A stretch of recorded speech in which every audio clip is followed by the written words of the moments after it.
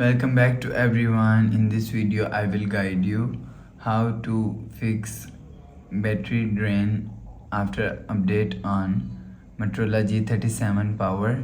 Let's start the video. If you want to fix this problem, go to app library.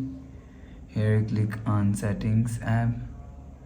Now in settings, scroll down and click on battery and check battery drainings apps.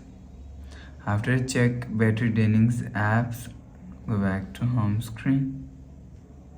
You will see your problem is solved. After check battery draining apps, you will see your problem is solved. But if it not solved, if you want to fix this problem, so restart phone. Just click and hold side power button and volume up button.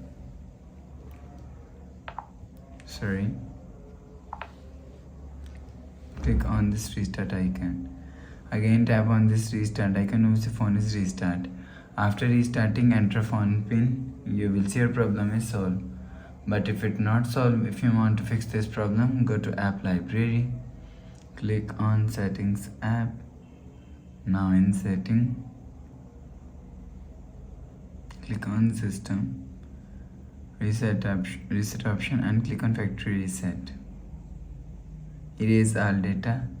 Enter phone pin, click on this icon.